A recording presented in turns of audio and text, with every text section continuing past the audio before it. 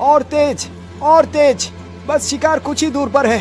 राजा काफी दूर तक हिरन का पीछा करता है, लेकिन हिरन भागते भागते काफी ज्यादा घने जंगलों के भीतर घुस जाता है। अरे तेरी की, मेरी फूटी किस्मत, हाथ आया हुआ शिकार हाथ से चला गया। अब क्या करूं? सुबह से घूमते घूमते सिर्फ वही शिकार हाथ लगा था, लेकिन वो भी हाथ से निकल गया। चलो अब वापस लौट चलता हूँ। इतना सोचकर राजा अपने महल की तरफ वापस चल पड़ता है।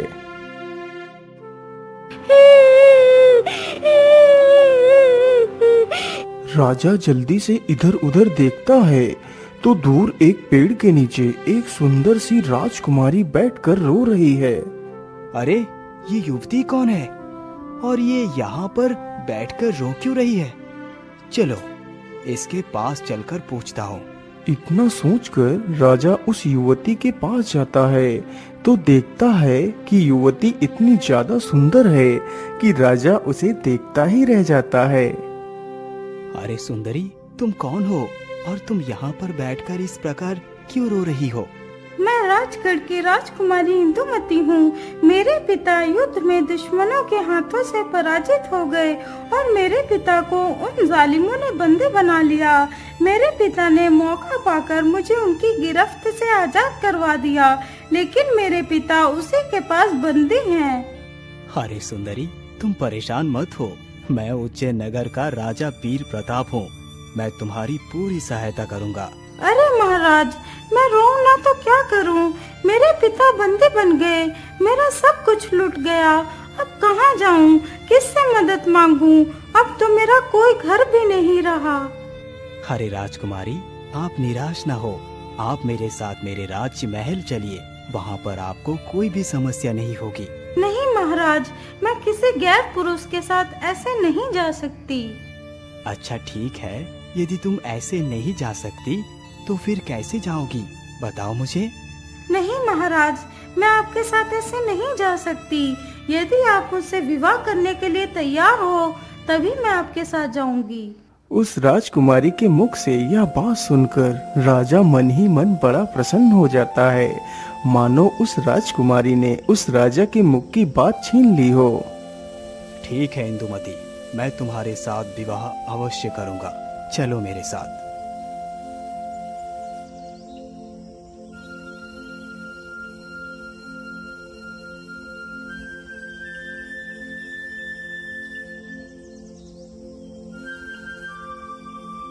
अगले ही दिन राजा का विवाह उस राजकुमारी के साथ हो जाता है।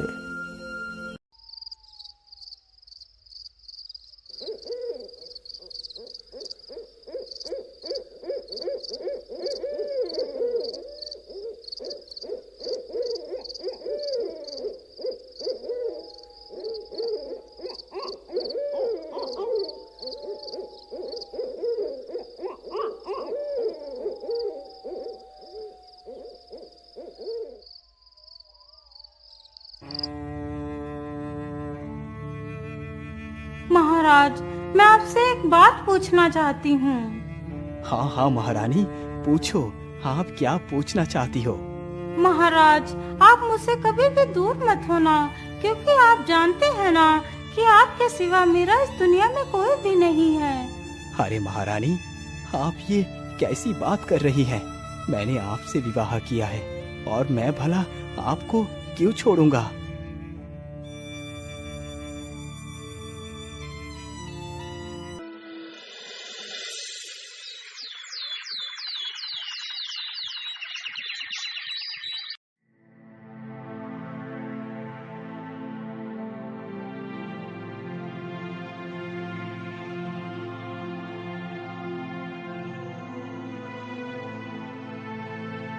अरे महाराज उठिए, आप तो कितनी देर तक सोते रहते हैं। उठिए महाराज, उठिए।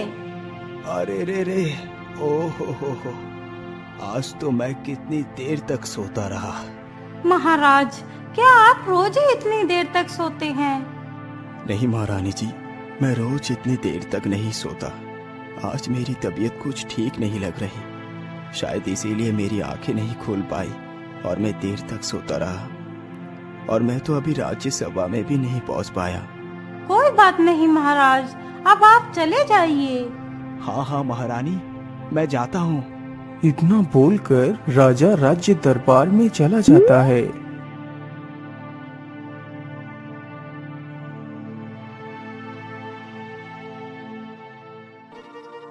अरे मंत्री जी, आज मैं इतनी देर तक सोता रहा और आप लोगों ने मुझे जगाया भी नहीं। महाराज, मुझे लगा कि शायद आप ज्यादा थक गए होंगे, इसीलिए मैंने आपको जगाना उचित नहीं समझा। अच्छा अच्छा, ठीक है मंत्री जी, कोई बात नहीं। आज वास्तव में ही मेरी तबीयत कुछ ठीक नहीं लग रही। ऐसा लग रहा है जैसे मेरे सर के ऊपर कोई बोझा रखा हुआ है। महाराज, यदि ऐसी बात है तो आपको वैद्य को बुलाकर दवाई ले लेना चाहिए। हाँ हाँ मंत्री जी, आप एकदम ठीक कहते हैं। हमारे राज वैद्य को बुलाया जाए। राजा का आदेश होते ही सैनिक तुरंत ही वैद्य के पास जाते हैं। वैद्य जी, जल्दी से हमारे साथ चलिए। महाराज की तबीयत कुछ ठीक नहीं है, इसीलिए उन्होंने आपको बुलाया है। ठीक है सैनिक, चलिए मैं आपके साथ चलता हूँ। वैद्य तुरंत ही राजमहल में पहुँचता है। बोलिए महाराज, आपको क्या तकलीफ है? वैद्य जी, आज सुबह से मेरा सिर भारी लग रहा है। मानो ऐसा प्रतीत होता है जैसे मेरे सिर के ऊपर कोई भारी बोझा रखा दिया गया हो। महाराज, आप परेशान ना हो, मैं आपको दवाई दे देता हूँ, आप ठीक हो जाएंगे। इतना कहकर वैद्य अपने थैले से एक बूटी निकालता है। ये लीजिए महाराज, आप इस दवाई को खा लीजिए। राजा तुरंत ही उस बूटी को खा लेता है। बूटी को खाते ही राजा कुछ देर में ही स्वस्थ हो जाता है। अरे वाह, ये औषधि तो वाकई कमाल की थी। अब तो मैं पूरी तरह स्वस्थ हो गया हूँ। वैद्य जी, आपका बहुत बहुत धन्यवाद। बोलिए, आपको क्या इनाम चाहिए?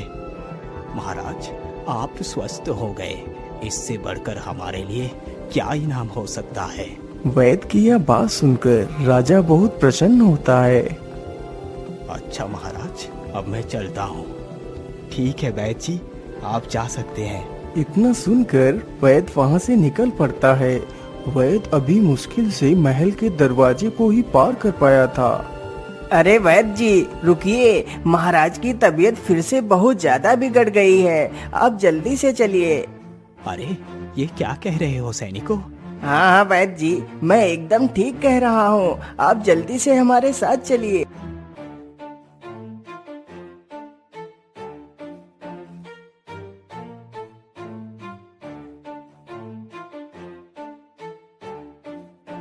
अरे, ये क्या? अभी तो महाराज एकदम ठीक हो गए थे, लेकिन अचानक से इन्हें इतनी जोर का बुखार कैसे हो सकता है? आखिर ऐसा कैसे संभव हो सकता है?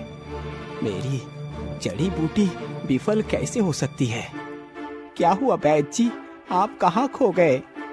मंत्री जी, अब मैं महाराज का इलाज नहीं कर सकता। इसका इलाज मेरे पास नहीं है। लेकिन वैद्य जी, यदि इसका इलाज आपके पास नहीं है तो फिर इसका इलाज किसके पास है? मंत्री जी, महाराज को हमारे गुरुदेव के पास जाना चाहिए। बस वही इस संकट का निवारण कर सकते हैं। ठीक है वैद्य जी, लेकिन हम महाराज को इस हालत में कैसे ले जा सकते हैं? मंत्री जी, वहाँ पर महाराज के अलावा कोई दूसरा व्यक्ति नहीं जा सकता। इसके लिए महाराज को वहाँ अकेले ही जाना पड़ेगा। परंतु महाराज इस हालत में अकेले वहाँ कैसे जा सकते हैं? मंत्री जी, आप चिंता न करें। मैं महाराज को एक ऐसी औषधि देता हूँ जिसे खाकर राजा पूरे एक प्रहर के लिए पूरी तरह स्वस्थ हो जाएंगे। फिर राजा अकेले ही हमारे गुरुदेव के पास जा सकते हैं।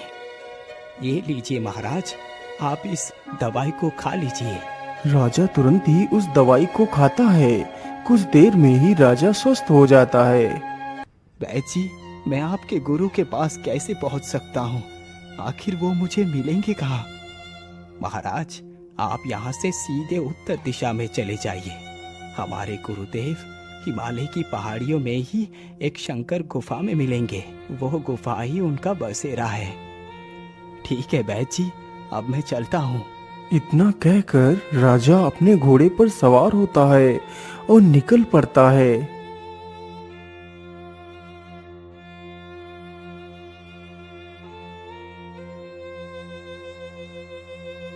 राजा चलते चलते काफी दूर निकल जाता है।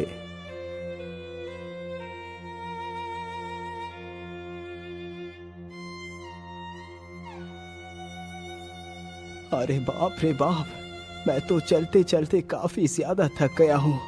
लेकिन यहाँ पर तो 2 रास्ते हैं। मैं किस रास्ते पर जाऊँ ये तो मुझे पता ही नहीं। अब क्या करूँ? मैं किस रास्ते को चुनूं?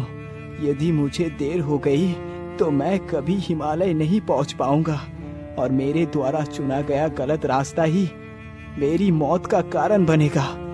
हे प्रभु, मेरी सहायता करो, मुझे सही रास्ता दिखाओ। अरे क्या हुआ भाई, तुम इतना चिंतित क्यों दिखाई पड़ रहे हो?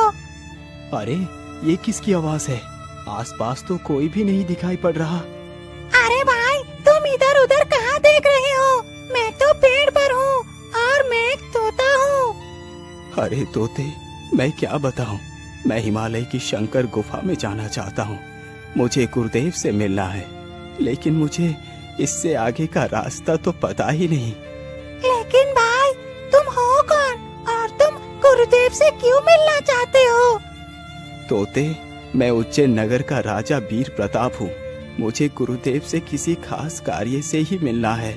क्या तुम मुझे बता सकते हो वहाँ का सही रास्ता कौन सा है? हाँ महाराज, क्यों नहीं। मैं गुरुदेव को अच्छी तरह से जानता हूँ। वो मेरी भी गुरु है। चलो मेरे साथ, मैं आपको गुरुदेव के पास ले चलता हूँ। इतना कहकर तोता राजा के आगे आगे उड़ने लगता है।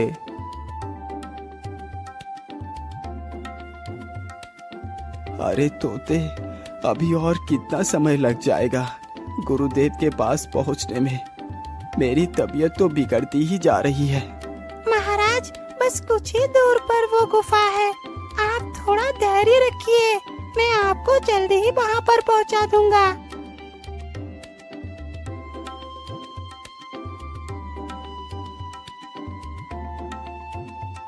तोता जल्दी ही उस राजा को उस शंकर गुफा में पहुंचा देता है।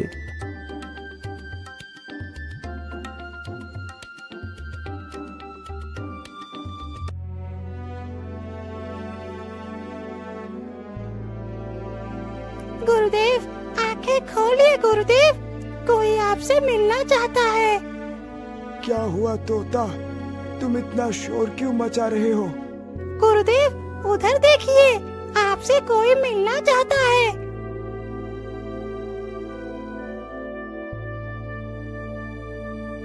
कौन हो तुम और तुम मुझसे क्यों मिलना चाहते हो? गुरुदेव, मेरा नाम वीर प्रताप है और मैं उज्जैन नगर का राजा हूँ। फिर राजा अपनी सारी कहानी उस साधु को बताता है। महाराज, आप दुखी ना हो, मैं आपकी सहायता अवश्य करूँगा। महाराज, जरा आप अपना दाहिना हाथ मुझे दिखाइए। राजा तुरंत ही अपना दाहिना हाथ उस साधु को दिखाता है। हो, तो ये बात है, ये तो बहुत ही बुरा हुआ। क्या हुआ बाबा, और क्या बुरा हो गया? महाराज, क्या आपने अभी जल्दी ही कोई दूसरा विवाह किया है? हाँ बाबा, मैंने एक दूसरा विवाह भी किया है। पुत्र, इस समस्या का कारण तुम्हारी नई पत्नी ही है। मेरी पत्नी मेरी समस्या का कारण है? लेकिन कैसे बाबा, मैं कुछ समझा नहीं। आप कहना क्या चाहते हैं? बेटा, यदि मैं तुम्हारे पत्नी के बारे में कुछ भी बताऊंगा तो तुम्हें यकीन नहीं होगा। इसीलिए तुम खुद ही अपनी आंखों से अपनी पत्नी की रहस्य को जानो। पुत्र, आज रात तुम सोना नहीं और झूठ मूठ सोने का नाटक कर चुपचाप लेट जाना। फिर सब कुछ तुम अपने आंखों से ही खुद देख पाओगे। और हाँ, याद रखना, आज रात तुम अपने शयन कक्ष में पीने के लिए पानी नहीं रखोगे। ठीक है बाबा, पर मेरी तबीयत तो बिगड़ती ही जा रही है। बेटा, तुम इस दवाई को खा लो इससे तुम्हें दर्द और थकान का एहसास नहीं होगा। राजा जल्दी से उस दवाई को खा लेता है। अच्छा बाबा, अब मैं चलता हूँ।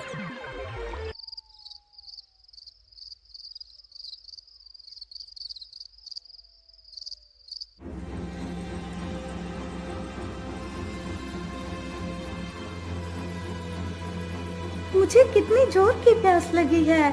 आज तो इसने पानी भी नहीं रखा है। चलो कोई बात नहीं, कहीं बाहर चलकर ही पीकर आती हूँ।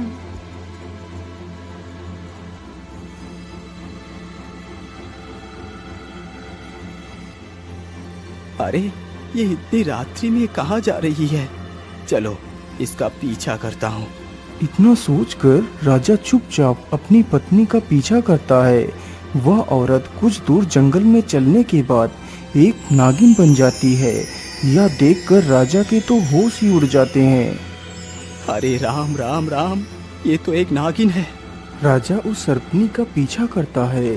सर्पनी चलते चलते एक झरने के पास पहुंचकर पानी पीती है और वापस महल की ओर चल पड़ती है। तभी राजा झट से वहां से भागकर पहले ही महल के भीतर चला जाता है और चुपचाप जाकर लेट जाता है। तभी कुछ ही देर में वह सर्पनी भी आ जाती है।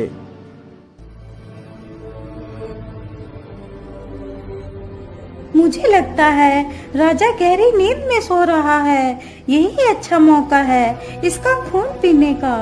सर्पनी की यह बात सुनकर राजा उठकर खड़ा हो जाता है। अरे क्या हुआ महारानी, आप इतनी रात में उठकर क्या कर रही हैं? वो मैं क्या कर रही थी? हाँ, मुझे बहुत जोर की प्यास लगी थी तो मैं पानी ढूंढ रही थी। अच्छा, ठीक है, मैं पानी लेकर आता हूँ। अरे नहीं महाराज, इसकी कोई जरूरत नहीं है। अब मेरी प्यास चली गई है, आप सो जाइए। अरे महारानी, अब तो मुझे नींद नहीं आ रही, तुम सो जाओ, मैं अभी थोड़ी देर में ही सो जाऊंगा। इतना सुनकर महारानी चुपचाप लेट जाती है। बेचारा राजा जागता रहता है।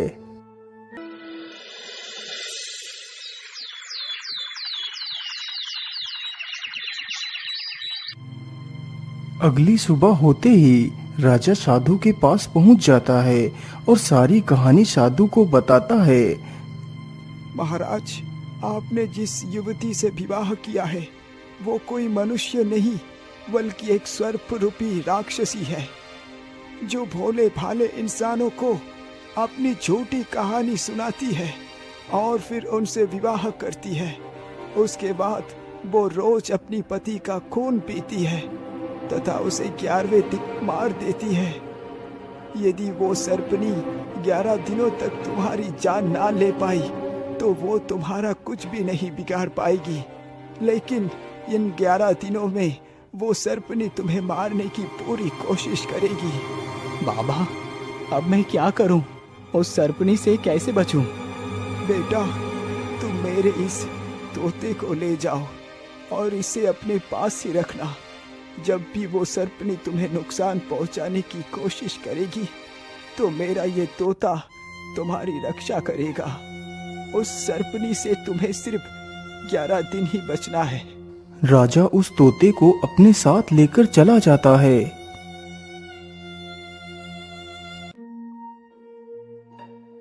राजा ने उस रात तोते को भी अपने पलंग के पास ही रखा था।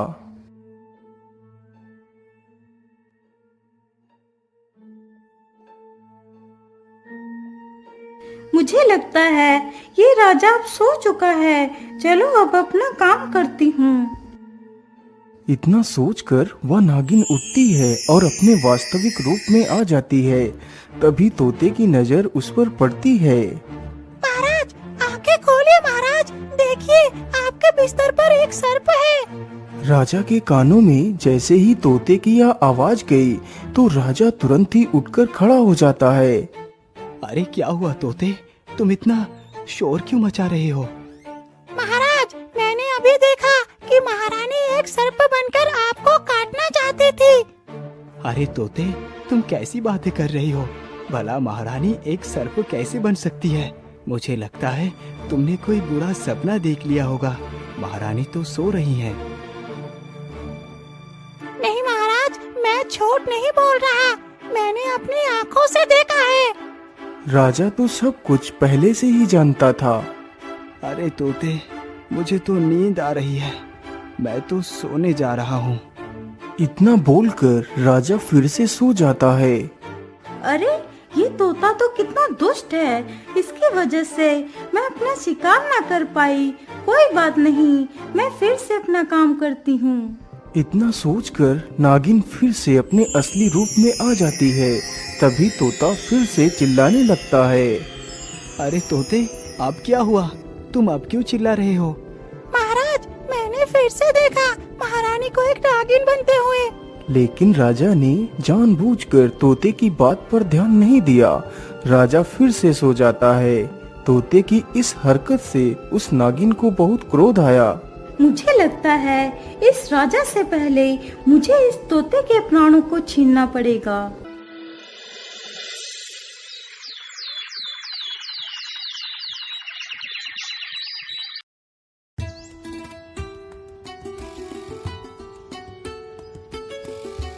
महारानी जी, आप अपना ख्याल रखना, मैं जल्दी ही शिकार से वापस आ जाऊंगा।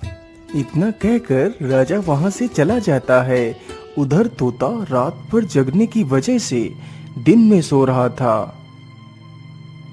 अच्छा बेटा, रात भर मुझे परेशान करके तू दिन में सो रहा है, लेकिन अब तू कभी भी इस नींद से नहीं जाग पाएगा। वह सर्पनी तुरंत ही अपने वास्तविक रूप में आ जाती है और तोते को डस लेती है।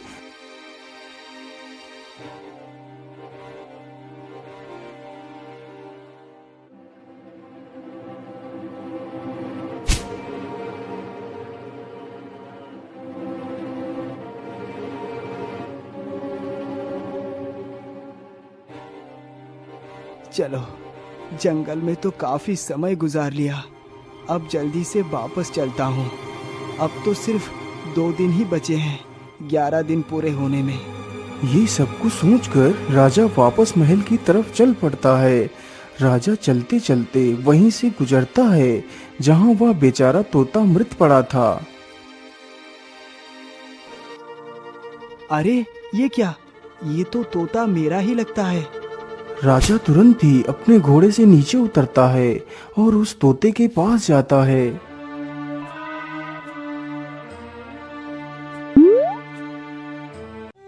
अरे तोते, ये तुम्हें क्या हो गया? तुम्हें किसने मारा है? तुम्हारे शरीर पर तो ये सर्प के काटने के निशान है। इसका मतलब उस दुष्ट ने ही तुम्हें मारा है। मैं उस दुष्ट को जिंदा नहीं छोड़ूंगा। मैं ऐसा करता हूँ, इस तोते को लेकर साधु बाबा के पास जाता हूँ। बाबा, आंखें खोलिए बाबा, मेरी मदद कीजिए। अरे क्या हुआ पुत्र, तुम यहाँ क्या कर रहे हो? बाबा, उस दुष्ट सरपनी ने इस मासूम को भी मार दिया। क्या? मेरे तोते को मार दिया? अब मैं उस दुष्ट को जीवित नहीं छोड़ूंगा। इतना कहकर साधु अपनी शक्ति से एक तलवार प्रकट करता है। महाराज, आप इस तलवार को लीजिए और उस दुष्ट को खत्म कर दीजिए। लेकिन याद रखना पुत्र, तुम्हें उस राक्षसी को अपने महल में नहीं मारना है। तुम्हें उसे कहीं बाहर ले जाकर मारना है, और तब मारना है जब वो अपनी वास्तविक रूप में आ जाए। तभी तुम उस तलवार से उसके 2 टुकड़े कर सकते हो। तभी वो नागिन खत्म हो जाएगी। उस दुष्ट को मारते ही मेरा प्रिय तोता फिर से जीवित हो जाएगा। ठीक है बाबा, ऐसा ही हो।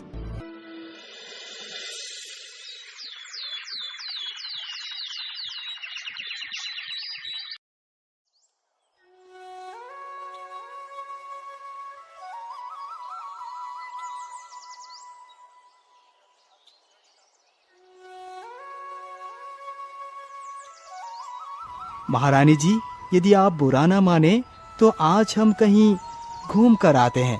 तुम भी तो कितने दिनों से बाहर नहीं गई। हाँ हाँ, ये तो और भी अच्छा है। तुझे मारना मेरे लिए और भी आसान हो जाएगा। क्या हुआ महारानी, आप कहाँ खो गई? कहीं नहीं महाराज, कहीं नहीं। मैं आपके साथ जरूर चलूंगी। फिर राजा और रानी दोनों अपने रथ पर सवार होते हैं और चल देते हैं।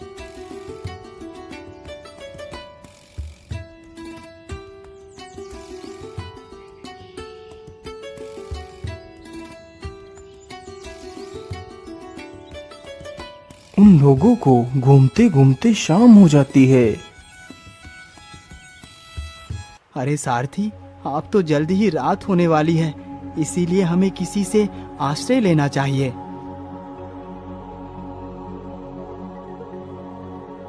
वह तीनों जल्दी ही एक नगर के किनारे पहुंच जाते हैं।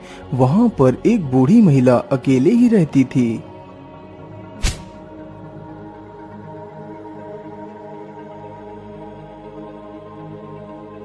अरे माँ जी, मैं आज रात अपनी पत्नी के साथ आपके घर में आश्रय लेना चाहता हूँ।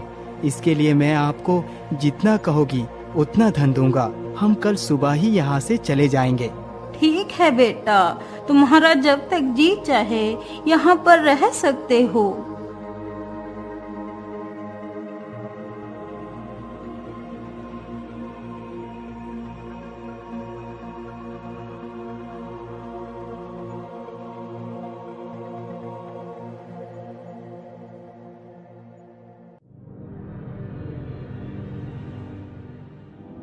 आज तो मैं अपना शिकार खाकर ही रहूंगी। बहुत समय खराब कर लिया इस मूर्ख राजा के पीछे। इतना कहकर वह दुष्ट सर्पनी अपने वास्तविक रूप में आ जाती है। राजा तो इस पल का इंतजार ही कर रहा था। जैसे ही वह सर्पनी राजा की तरफ बढ़ती है, तभी राजा उठ खड़ा होता है और अपनी तलवार से उस नागिन के 2 टुकड़े कर देता है। इस प्रकार वह राजा के हाथों मारी जाती है।